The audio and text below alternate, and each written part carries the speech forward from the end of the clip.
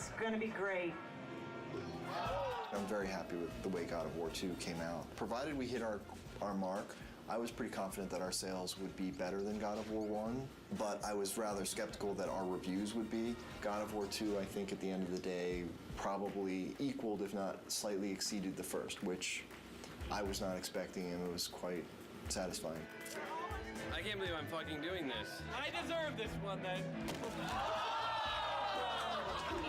This is the final chapter. So I think big goals for me are to finish this off in such a grand, epic fashion, something that is truly befitting of what we've done, what we've set up in 1 and 2. All right, this is where we made the story. God of War 2 ended up being everything we ever hoped it would be, and probably a bit more. It got reviewed very well. I honestly feel like it was probably about as good a game as is likely to be made on the PS2, and I'm very proud that we managed to do that. Oh, one big family here at SCEA.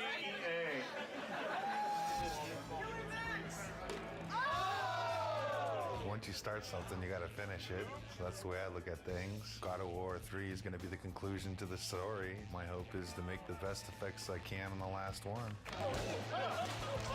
When I think of God of War, I think of the best action platformer out there right now. I think other games and other companies look at us and go, how are they doing it? How can we make it like them? And that's rad, because I've totally been at the company where we looked at that game and went, man, how do we do that, you know? My main hope is that it escapes the destiny of sequels as well as God of War 2 has escaped the destiny of sequels. I'm going to be satisfied if we tie it all up and we can kind of close the book. We're past the stage of figuring out what we want to do. We're now in the early phases of sorting out the how we're going to do it.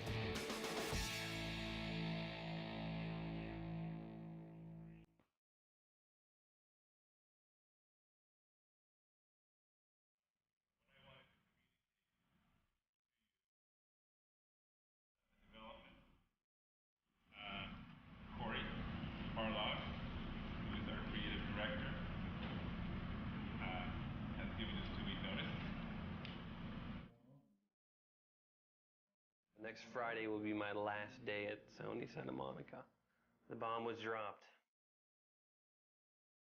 It was somber and everyone was quiet and no one said anything, and perhaps there was a tad bit of shock. It's killed me because I really didn't want to say something, but it's just nothing you can say is going to come across as anything but you're an asshole. When I heard that Corey was going to leave was kind of annoyance more than anything. It's, you know, it takes a long time to make a successful team as much as a successful product. It's always a pain when a key person in that team decides to move on. First emotion we felt was just shock. Didn't see it coming, didn't expect it. It's like dropping a bomb. Well, it was disbelief, obviously. I thought he would be the last one to leave. Incredibly bummed out, like very, very disappointed. You know, you're never really prepared for something like that, you know? They don't warn you very well either. They just kind of spring it on you. It was kind of a bit of a shock. I never expected that Corey would leave the project, so. But once the initial shock died down, I couldn't help but being a little bit happy for him, so because he was getting to try new things. It kind of puts us in a little bit of turmoil for now, but I think we'll work it out.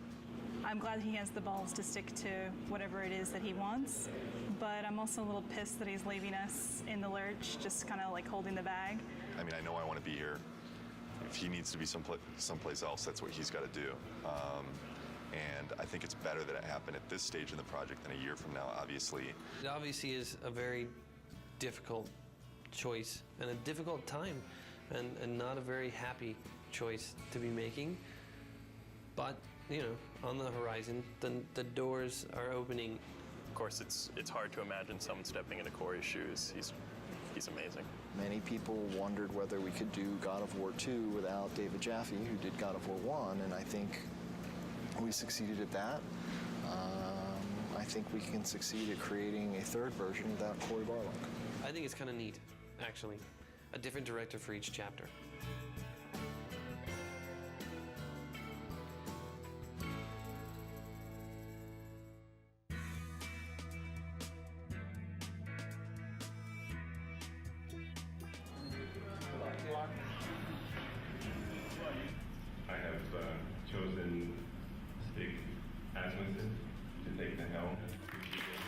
When I became director, there was a very warm response from the team.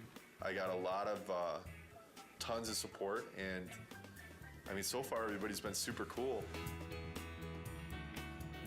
I look back on how Corey handled things and how Dave handled things, and I draw inspiration. I think the most important thing that I got from both of those guys is the fact that they were themselves. I'm super excited about this. You know, this team kicks ass, you know, and it's said a lot, but this type of situation, the kind of garbage that we've been going through in the last month, as far as I'm concerned, this team's second to none. But Stig is fucking amazing. Stig's a pretty good leader, I think mostly because you're probably afraid of him when you first meet him. The entire team really respects him. Everybody communicates well with him, and he's not unfair with any of his decision makings. From my perspective, he is much more easier to work with. He is much more structured and engineer friendly. One of my strengths is to try to lead by example. Hopefully that filters through to the rest of the team and they're able to approach their tasks with total excellence. All those leads from the last game, those key people, they're in place. And that's really where the personality of the studio comes from. That's where the drive of the team comes from, wanting to critique every element and make everything that's in the game the best that it can be. It really is driven from the leads and from the culture of this studio, and that has not changed, even through the turnover. So working on the PS3 is very, very challenging. It's a lot of new technology and a lot of new techniques are required to make a game on the PS3, which means that we have to learn some completely new techniques for writing our game code. It's also a completely new graphics processor, so we have to learn about those graphics techniques and work out how we expose them to the artist in order to make the best possible art and give the game the look that the art team is interested in. We have a similar set of problems working with the designers. People's expectations for games on the PS3 are much higher. They want to see, you know, more enemies and more complicated effects and, you know, more ragdoll physics on the characters and, you know, realistic looking reactions when you hit people. So yeah, there's a tremendous amount of challenge working on the PS3. God of War 2, the team was able to throw so many things into the game and get things up and running and finding out, is that fun or not? The hard transition for God of War 3 is getting all that to work again because we have so much new technology that has to be built. You know what I'm saying?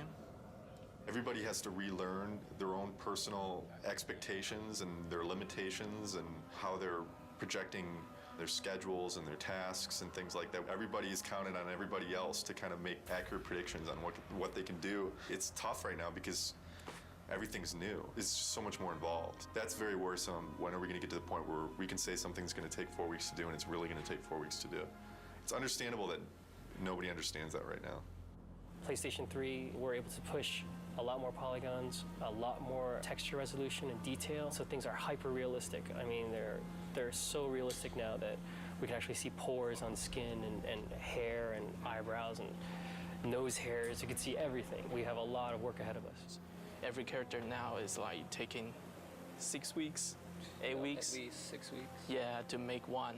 It's not like before, it's like 5 days we can make one. For me, it's not knowing kind of where the limits are. You can make stuff look so super realistic now, and that takes a lot of time. Whereas before, we really had defined limits. Yeah, it's exponentially more complex. And the other big thing is, this is going to be our first PlayStation 3 game, and we're expected to be able to beat games that some studios have released 2, 3, even 4. Gamers are expecting us to have better technology, better art, better visuals, better gameplay. Across the board, they expect it to be better. And that's pretty intimidating in itself. We're going crazy with the detail. When it's done, I think it's going to look incredible. You're going to see Kratos do a lot more subtle movement, more facial animation, things that the human eye just, usually takes for granted, but now we can include all those things. The things that we can actually accomplish are starting to now really become things that are only limited by our imagination. With the new hardware and the new system, we're able to kind of start pushing the player experience and creating like a much more kind of cohesive world. And like, the Titan before used to be in a cinematic and now you're actually like running on the damn thing. So it's like, whoa, we're getting there. Titans, we've never done anything like that. They're pretty crazy. It's insane. The fact that you're going to be able to run around this like moving character and it's basically a moving level, it's pretty insane. From a a programming perspective, they're a big challenge. We designed all of our animation systems and everything to deal with a roughly 2 meter high character Exactly. where, if his little finger twitches slightly, there's not too much of a big deal. Exactly. But when your character's like, 2 kilometers high, then a little twitch in the finger suddenly becomes like a really big deal. The very first moment those were mentioned, I was like, oh, Jesus, this is going to be a big problem. Yes. But hey, I mean, it wouldn't be God of War if we didn't try something we didn't think we could do when we started. Because I'm very proud of this game and you guys, I've invited a storyteller friend of mine to come in our walkabout. So Stan Lee is going to join us today and check out your work. This is such a cool time to be just walking around the studio and looking at things as they're coming online. Every month, we do a walkabout, and it's largely for the team to kind of, review each other's work and, and really compliment each other. It's a big studio now, there's like 80 people here, and really it's impossible to keep on top of everything that any given part of the group has been working on. It's an opportunity for everyone to see what cool stuff has been going on in the studio. It's a good way of making everyone realize that they're part of a big machine at this point. Plus, everything looks better after you had a couple beers. So it helps to make your stuff look better. Everyone's out to get These are all, it's Olympus, the gods, and they're all bad. All the gods are bad, except this guy who's tormented. Yes. He's great. His line is, in the end, there will only be chaos. And then the next game you do is called Chaos. That's a great sequel. There you go. Zeus's brother Poseidon. Terrific, terrific drawings. Hera. Yeah. I love to write dialogue. Maybe we could try something new. A video game with lots of dialogue. I'm sure it would sell like a bomb. And I love the way this hand is there. Oh, gosh. Oh, yeah, and then when he moves the hand, we'll like make that to kind of get destroyed a little bit and get all kinds of dust flying off of it. This is one of the best things I've ever seen. Cool. That is beautiful.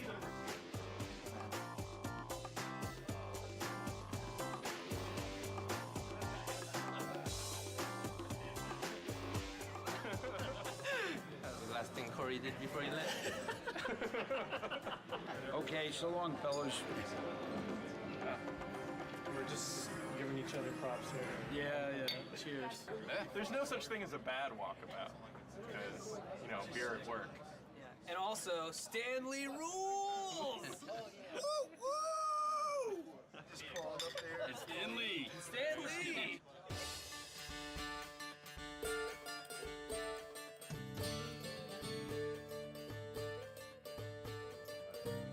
I'm fine with it as long as we make it seem like it's in-game as much as possible. I'm still learning every single day, and I imagine that process won't ever end. And there's so many things that you can learn from every individual on this team. Stig is kind of man of the team, very easygoing, very casual, but he's also extremely intelligent, very thoughtful. I think the thing that's been successful for him is that people just want to help him out. They just want to make a good game. Stig just keeps pushing along. He's got 2 brand new twins at home, and yeah, it just keeps on He's got this other baby, this big baby on his back right now, so he's doing great. Since last Halloween, we made a lot of progress. We've got the story of the game done. We've got the whole design direction completed. 3 months from now, we're going to be doing our press event. Everyone gets to go home early! The first couple times when Stig addressed the team, it was so clear how nervous he was. He would kind of stumble on his words, and he'd literally, turn red, like a stoplight. It was really kind of endearing. But then to watch him sort of evolve, and honestly, I think I was a little bit concerned that, our game director is our public face. And we actually gave him, some media training. And Stig actually asking people, he says, honestly, I don't want to think about all this stuff. I just want to be myself. Is that okay? And they said, you know what? Absolutely. That looks good. Oh, wow. That's how tall Kratos is. He's probably closer to the size of this guy. Will is our stand-in Kratos when Kratos isn't here. I'm about as close as you can get. We picked the venue and the location for the spot, and we brought all the media here. We have something like 60 people here from the media. I can't wait for them to see the actual gameplay. These guys are going to be thrilled. Love Kratos. Kratos is hot. Be nice to see if he ends up a god or destroying Olympus. well. I can't wait to see what new characters they've brought to us, what new enemies, and I'm really excited. I also want the sizzle, you know? Maybe we can just focus it in a little bit more. We can play with that a little bit. Yeah. The development team has worked so hard on this project, so it's really fun to see when all their hard work comes to fruition. I'm going to get through the first couple slides up here, and then I'm going to start to walk around. Nobody has seen the gameplay outside of our studio, so this is going to be the first time. I want to get this over with. I'm nervous, but I'm also excited about this. I think we've got something really cool to show. I'm looking forward to seeing people's reactions. Can we play it? This is our first big kind of press thing. There's definitely some nerves with that. Anxious. I'm definitely anxious. The best thing that could happen today is people think it's awesome. You know, it totally kicks ass. The worst thing that could happen today is that people just flat out think it sucks. I don't think that's going to happen, but you never know with these media people.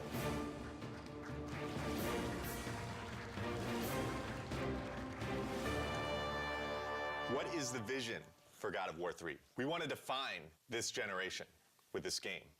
We're going to take a close look at him. I'll talk about some of the features that we're using on him. Here he is. We've got blended normal maps on him right now, so you can see the realistic muscle flexing. I would imagine that we've got one of the most advanced systems for that in the industry right now. The battle's in full swing. The god Helios is in battle with a massive titan. And Kratos is going to launch into battle and start doing some damage on the grunts here. Now, Todd can easily just grab one of the grunts by pressing circle, and if he continues pressing circle, he can beat the crap out of him. But if he presses triangle, then he can rip them apart. If he presses X, then he can throw them. And one more move, square, uses it as a battering ram, and then he can take it, mash circle, smash his head against the wall. And all these moves are interchangeable. Meet our latest AI, the Chimera. Part snake, part goat, part lion. Todd has just unleashed the cestus on him, and you can see it's a brawling weapon. Now, the way the Chimera works is it's a three-stage enemy. First, you fight the snake stage, and then it changes its stance, and you fight the lion stage. We're really having fun with gore in this game. Entering the Cyclops. Every action that the Cyclops makes is a direct reaction from the pain that Kratos is inflicting on him.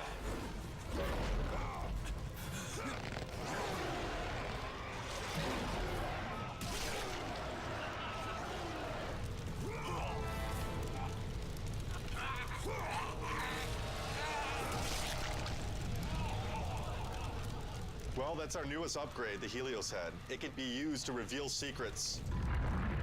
Todd has now found the door of Eos. Another thing the Helios Head can be used as is a lantern in darkened areas. This is our newest form of travel in God of War, Icarus Ascension. Todd now has full flight controls over Kratos and basically dodging gameplay.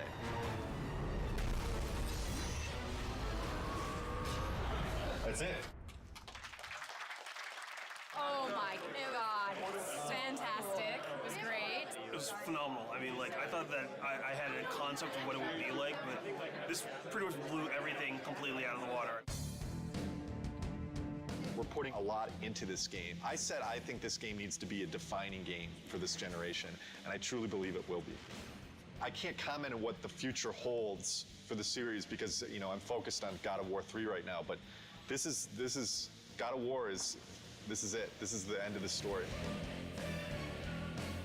We got a lot of work to do, so there's no time for relaxing, that's for sure. E3 is obviously a big thing. We got to get this playable to the public, what we just showed on the demo here. We're in pretty good shape for that, but we got to get the game done. But we still got a lot of work left to do.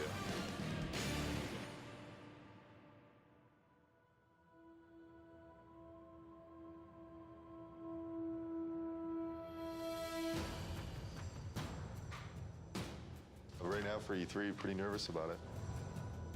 Nervous, I mean, think nervous isn't a bad thing. You know, you should be nervous. Your nerves should be on edge or else you're not going to get the thing done right. It's kind of ironic that most people would have been happy with the reaction for the press demo, and we were kind of like, We could have done better. We've undertaken to basically change the rendering path between February and E3 to make it look much prettier and much more next-gen. We have this amazing capacity to never know when to stop. Hopefully it'll all come together. I think it will. It's looking very nice. We definitely know how to pressure ourselves. This team sets the bar really high. We could settle for a lot less and probably be a lot closer to being done, but with this group, they're That'd never be too satisfied. easy. Yeah. We never do things the easy way. Personally, I'm worried, but then I think it's good that I'm worried because that forces me to actually get this shit done. Good. There's definitely pressure, self-created pressure, and then pressure from other departments just to get everything done. We're all just trying to do our best. I think the most pressure we get is from ourselves. Every team is always looking at the other team's work and commenting and critiquing. So we're really pushing each other the most, I think. It's a lot of back and forth.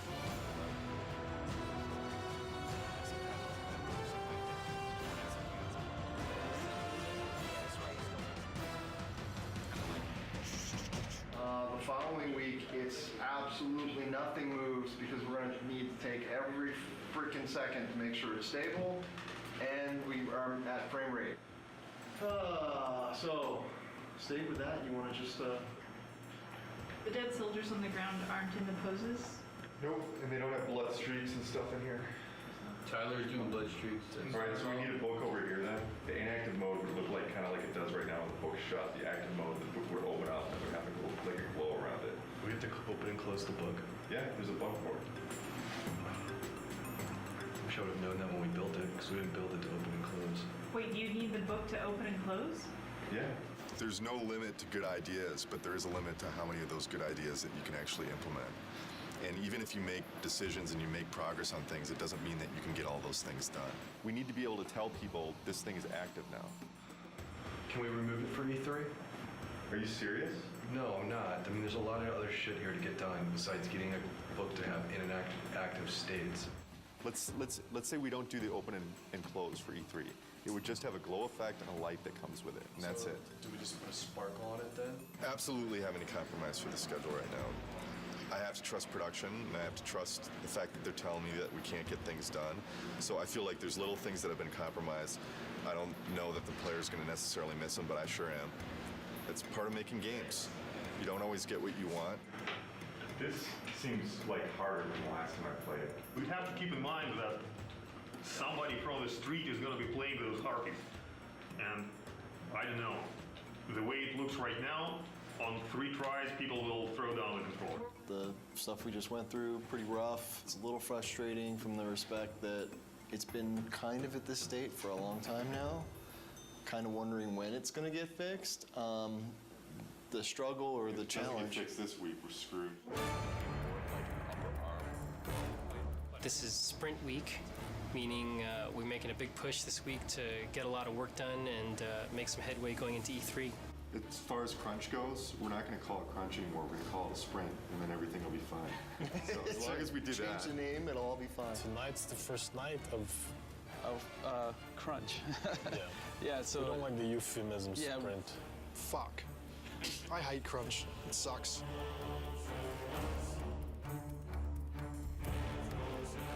Right now, I'm creating a new build, and hopefully that will enable the rest of the studio to then continue working on the awesome content that they're creating for E3. They're definitely waiting on me. Definitely. As far as my end, I feel I'm okay, but then at the same time, I kind of feel like I'm waiting on technology a little bit to kind of come online. We just have a ton of bugs to fix. We're getting new technology right now, and the lighting's kind of broken, fog's kind of broken, so we're just trying to kind of survive, fix all our bugs, and get all of our tech in place so we can get this thing done. You're sprinting now. Yeah. Tonight's the first time the team has worked together as one, and there's a certain kind of level of excitement that goes into it and dread because we're still working, but it's a fun group to be with and we're trying to get stuff done. You know, we can only do so much, right? And we'll just try to do as much as possible, as quickly as possible, and that's it.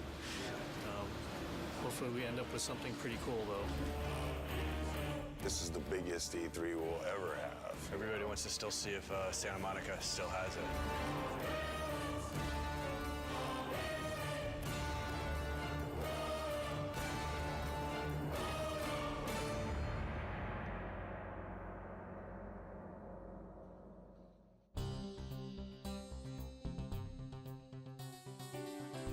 Last 2 weeks have been very, very intense. I actually got here this morning a half hour before the shrine actually opened to deliver live code for what we're playing this morning. I didn't have that code until yesterday afternoon. The Sony press conference is their big moment, 2 hours to like show all the new stuff they have. And it's going to be broadcast on live TV and web. And we're going to end the show with God of War 3. Anytime that you go first or last, if you open the show or close the show, it's an honor. I guess we're happy that Sony seems so committed to our game. It's nice that all of our hard work over the last 7 years, really, because that's how long we've been working on the God of War series in total, is really getting the reception that it seems to be getting. We're real excited that we're closing the press conference. It's a great opportunity. It's a great way to end. We're going to be live on stage playing real live code, so nerves are definitely high. Like a lot of jitters. Stig's going to be talking and I'm going to be playing on stage, so a little stressful. Got to take the edge off a little bit. Headlining scares the shit out of me. I've never done something this big, standing in front of 2,000 people or however many it is.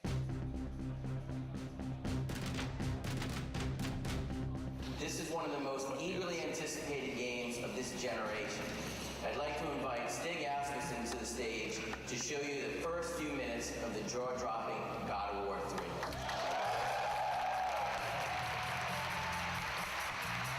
We at Sony Santa Monica Studios are excited to be able to present this live demo of God of War 3.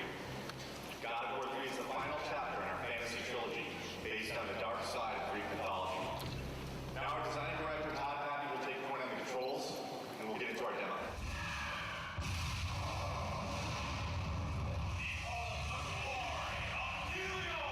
I'm really anxious. I'm really excited. This is a really important moment for the team. It's important for the game. I hope that we make the impression that we always strive for.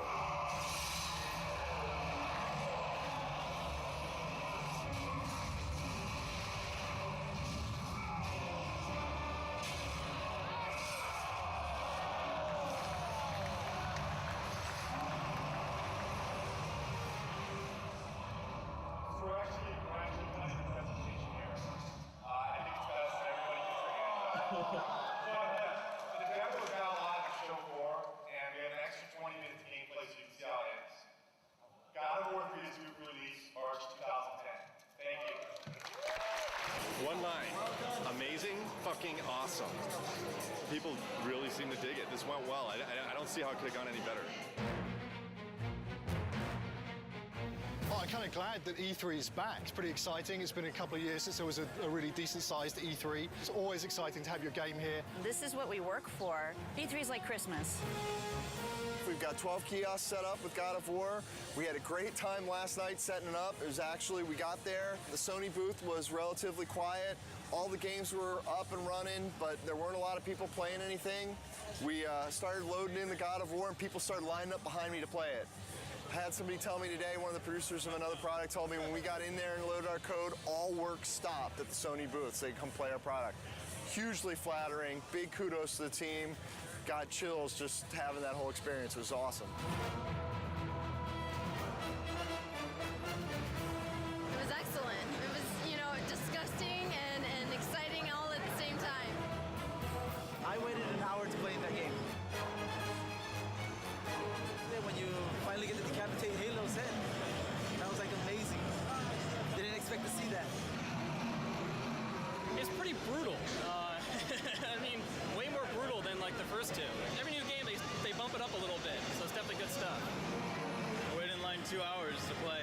What can I say? It's God of War with unforgiving amounts of violence, great gameplay, kind of thing that, just spend all day playing, not call your girlfriend, whatever, who cares, right?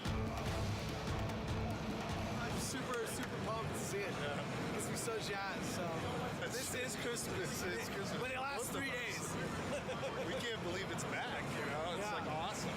Really good. I'm so fucking happy that E3 is back. I mean, it means so much for the industry. Seeing people's faces when they play, we just ship it out to the store, so the team really doesn't see, people's reactions and just even the oohs and the ahs at the press event. It makes it all worth it. Just seeing the people's faces. I mean, that's why I make the thing. I want to take people to that next level. I think this is what excites the team the most when they get to see people's reactions. We work our asses off before this to just get the demo to be as polished as possible, and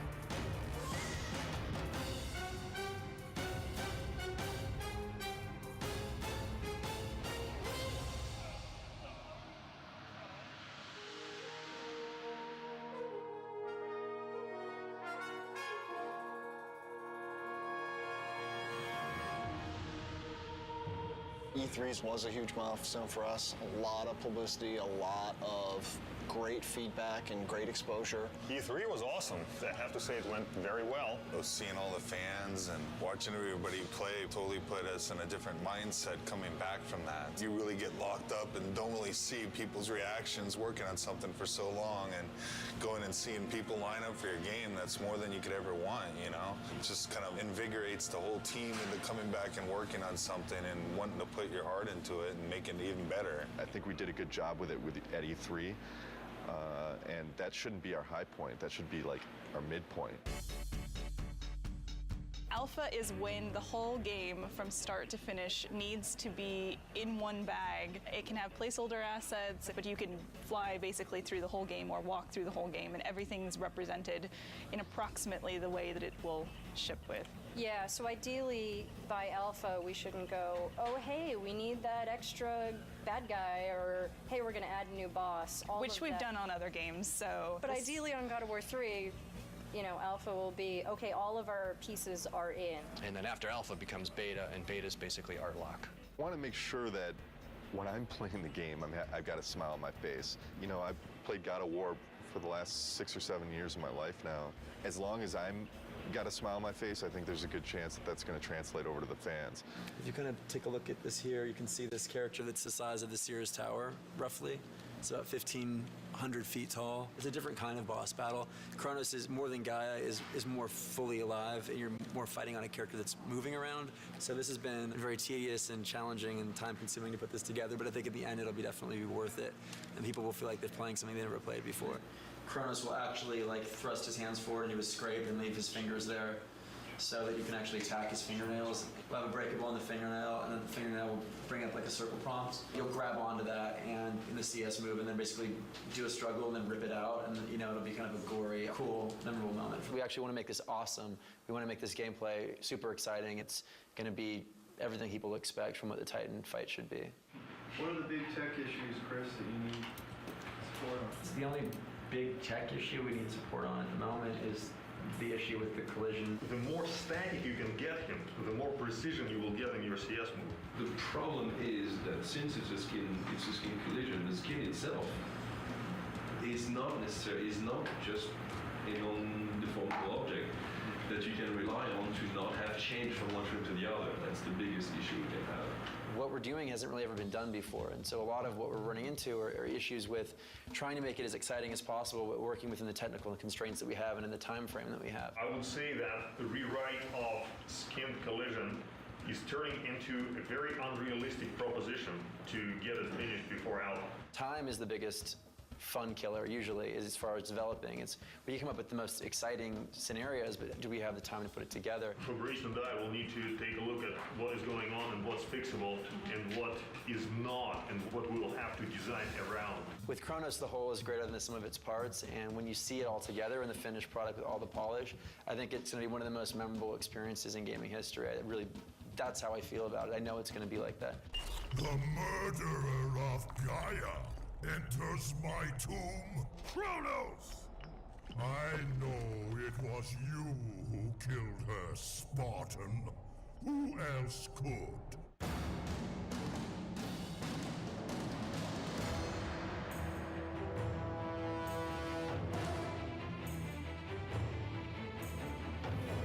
About a month back, maybe 6 weeks back after Alpha, we were looking at the end of the game and we felt like there was a lot of fighting and it didn't really tie into the story. We had a couple brainstorming meetings and we came up with this idea that it would be really cool to go inside Kratos' head. Because that's where the struggle is really taking place.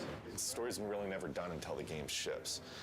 And we're always tweaking it and modifying it. But I really like working on the story. Kratos is going to have this emotional struggle inside of his head. And, you know, really the object of this game is he has to realize that he has hope inside of him, the power of hope. And that's what he originally got when he opened up Pandora's box. He didn't get the evil things, he got the good things. And I think it's going to be really, really fitting end to the trilogy. Keep in mind, you know, we're very close to beta here, and this is the big stretch. And we really, really, really got to be zipping things up. Let's do it. That's all I got. That's all I got.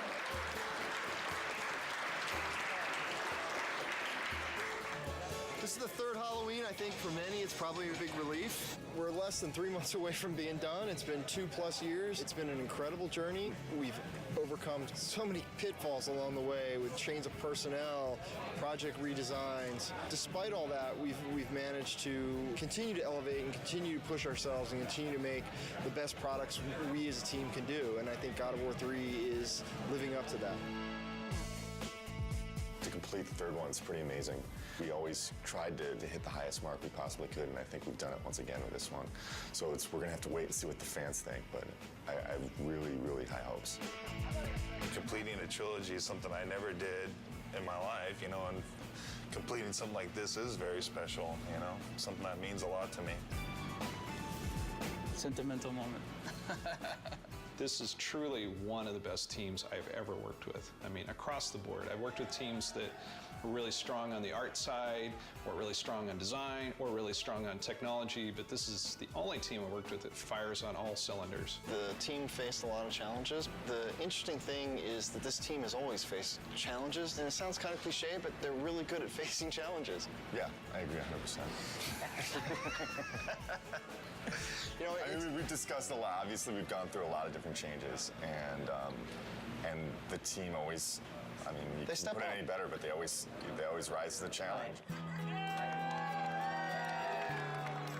We really sat down and focused what we wanted to, make good, and whatever wasn't working, we just kind of threw out the door and said, this is what we want, and that's what everybody focused on and made good. Fans are going to be blown away. We're still getting surprised as far as how good things look. The game's awesome. It's gonna be good. Been working with Kratos almost 7 years. I've learned a lot. He's taught me a lot. We've had some good times, but it's time for him to go to bed for a little while.